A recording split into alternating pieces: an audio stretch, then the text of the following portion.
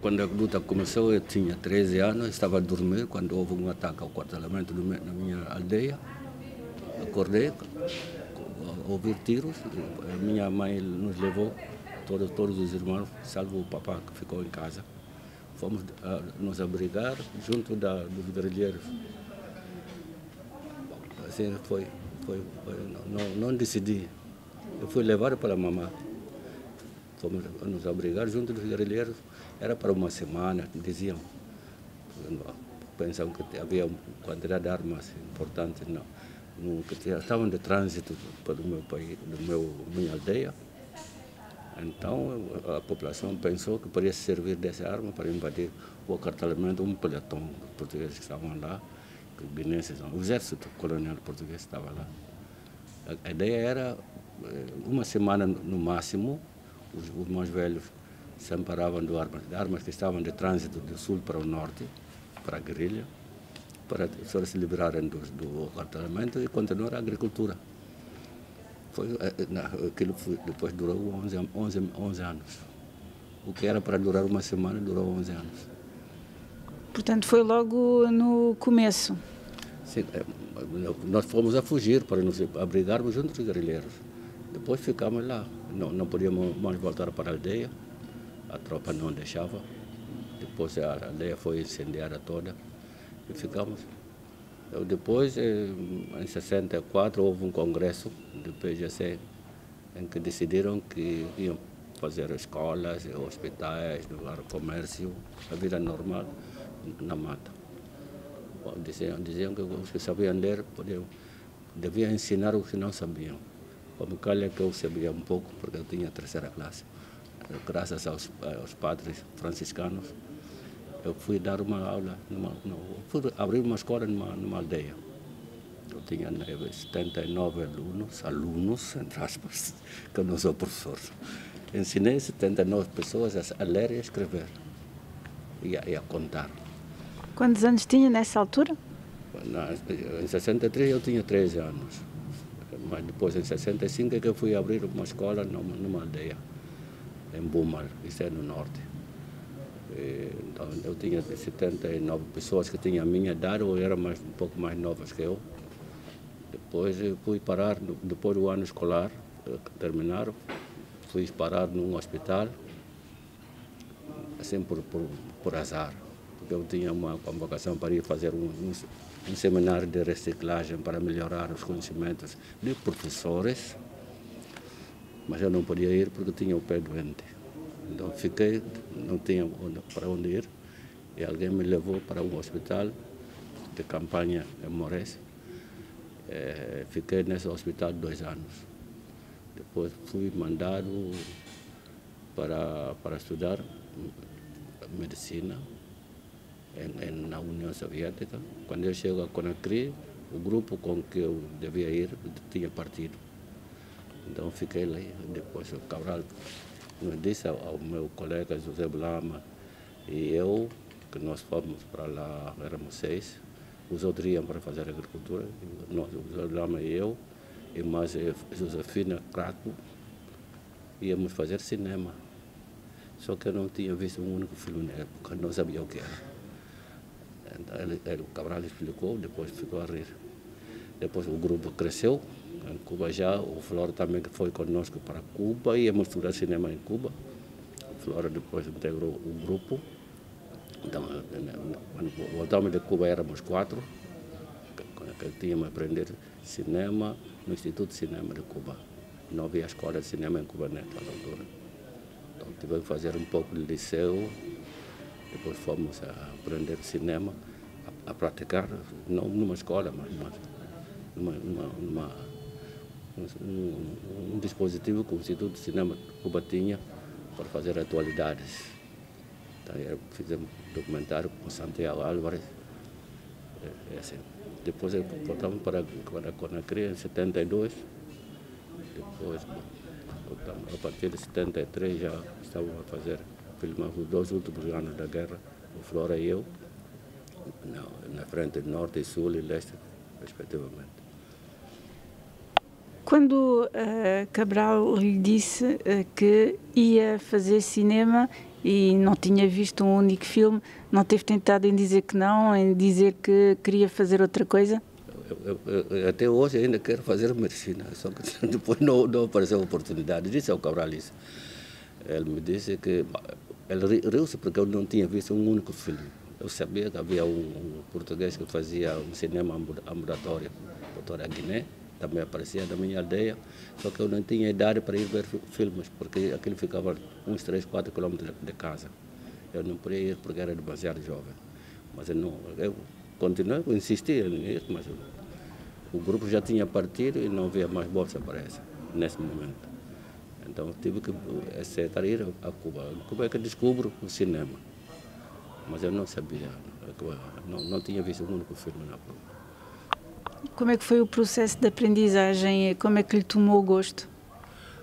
Foi o hábito. Mas a primeira coisa que nós vimos, os 4, o Flora, o Zé Blama, a Spina e eu, num passeio do Instituto de Cinema de Cuba, na Avenida 23 e 12, tiraram uma câmera a reflexo de 35mm, puseram no passeio, foram nos mostrando os diferentes elementos que compõem a câmera de cinema, 35mm.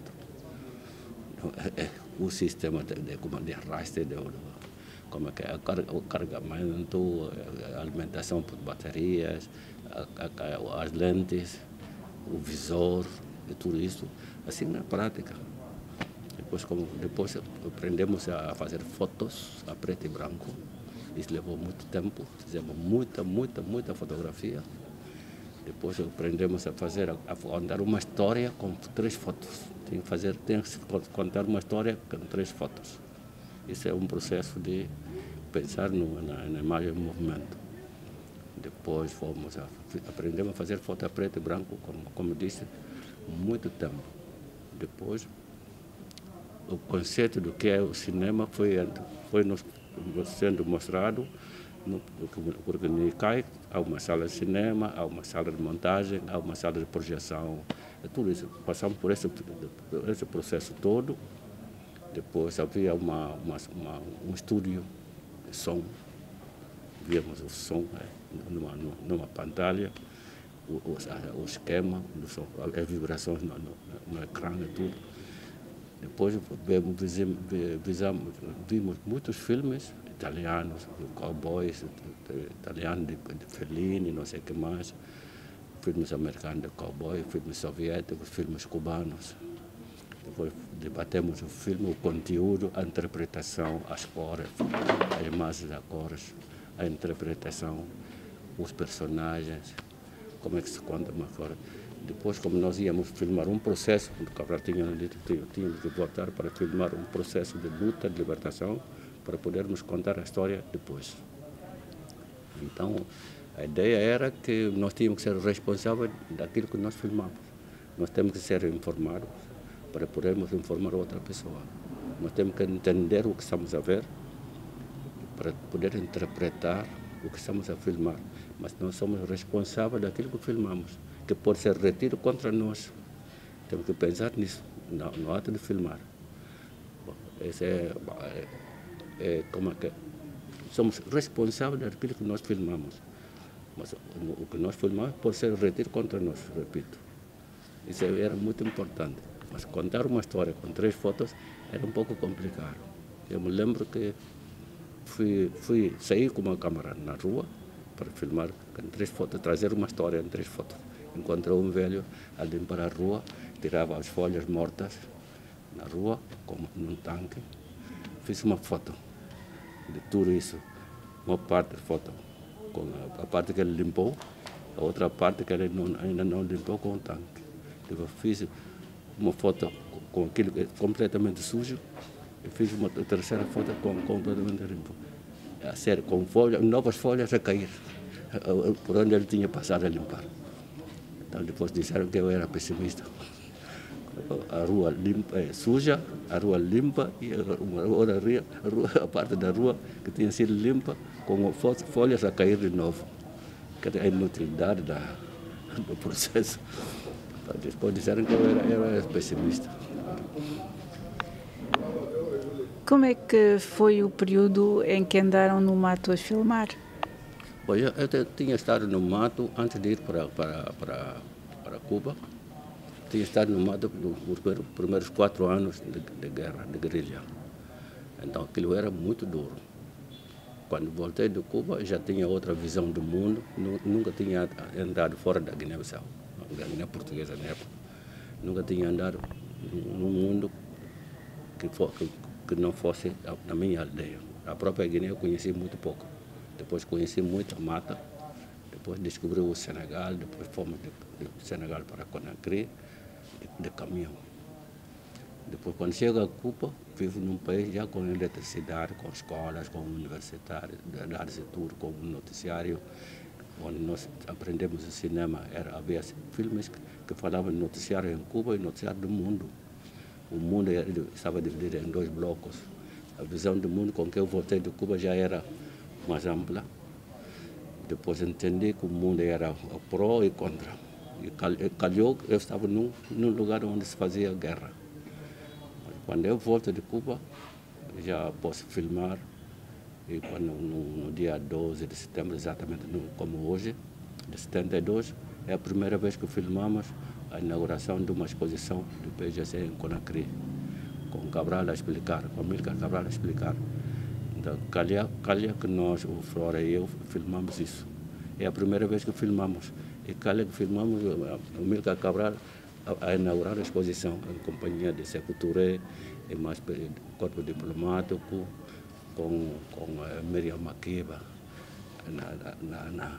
com Stoker Carmichael, que era das Panteras Negras, com embaixadores de países socialistas e africanos.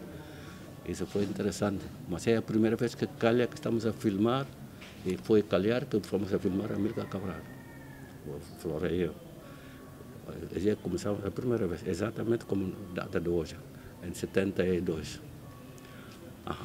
Depois, Amílcar Cabral nos dá uma missão, no mesmo ano, em 72, já em Dakar. Já se estava a fazer eleições para conselheiros regionais nas zonas que nós chamamos de zonas libertadas, no interior da Guiné. Então ele nos deu uma missão para nós filmarmos as eleições. Conselheiros regionais que iam, por sua vez, eleger os deputados para a proclamação do Estado da Guiné-Bissau. Isso era em Dakar, em 72, no fim da tarde, no 22 de dezembro de 72. É a última vez que nós vemos Amílcar. Então ele nos dá uma missão para fazermos 3 meses, 3 frentes de luta, para nos encontrarmos em março de 73 já, para uma recolha de imagens que nós levávamos para Conakry, para a Amílcar estaria à nossa espera nessa. Então, quando começamos o périplo para as 3 frentes de luta, com a câmara para filmar, 3 dias de ter começado o périplo, ele é morto no dia 20 de janeiro.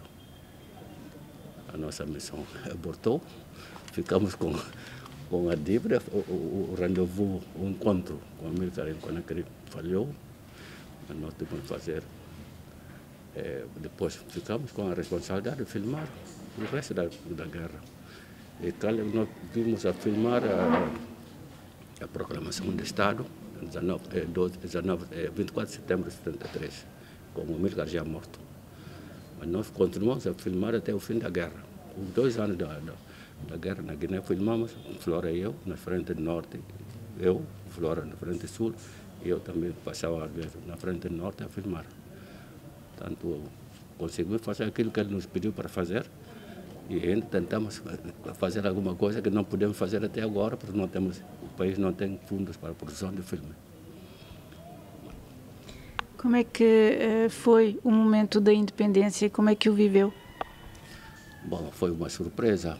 Nós estávamos, afinal, como eu disse, eu estava na frente norte e leste e o Flora estava no sul. Eu, particularmente, estava de viagem da frente norte, eu estava a levar a película já exposta para Conakry, e eu chego a Koundara E calha que tinha uma crise de paludismo, estava num hospital a ser tratado do paludismo quando surge o golpe de Estado em Portugal, 25 de abril. Então aquilo era um pouco surrealista, não? Ninguém acreditava que ia haver um sobressalto assim. A primeira coisa que houve quando em 69 nós estávamos a estudar, quando houve a morte de Salazar, nós pensamos que as coisas iam mudar em Portugal, que podia haver implicações nas colônias, que é o nosso país. Não houve mudanças, houve mudança de pessoas, mas o regime não mudou. Então, quando ouvimos o 25 de abril, ninguém acreditava. Mas a surpresa foi que não houve decreto de cessar-fogo, mas os combatentes das duas partes pararam, porque houve 25 de abril em Portugal. A expectativa era o que é que vai acontecer. Ninguém sabia, mas ninguém também acreditava que fosse o fim. A luta foi realmente renhida e eu pude ver o efeito disso, porque eu trabalhei num hospital com alguns médicos cubanos que estavam lá, com o Suma Mendes, que também morreu na minha frente em fevereiro de 66. Eu era dos 35 pessoas que estavam a aprender os primeiros socorros nesse hospital de campanha, com o Simão Mendes. Ele morreu num bombardeamento, em 19 de fevereiro de 66. Portanto, eu pude ver o horror da guerra. Era nova, com 15 anos, 16 anos. Eu fiquei 2 anos num hospital de campanha. Posso lhe dizer que realmente não consigo viver essa coisa muito intensamente, porque é guerra. Posso falar de guerra até amanhã, não interessa. Mas a guerra modifica o homem, a psique do homem. Nos atinge na cabeça, no cérebro. A personalidade do indivíduo muda muito com a guerra. Mas eu prefiro passar a outra coisa. A guerra acabou há muito tempo. A guerra atingiu também no seu cinema, porque sente-se, no fundo, que ao longo daquilo que foi fazendo nestes anos, continuou, de certa forma, a missão que lhe tinha sido dada durante a Guerra de Libertação. Sim, a dívida que nós temos, que eu sinto que eu tenho com o Amílcar, é ter pensado em criar um grupo de pessoas, a formar pessoas no domínio do cinema.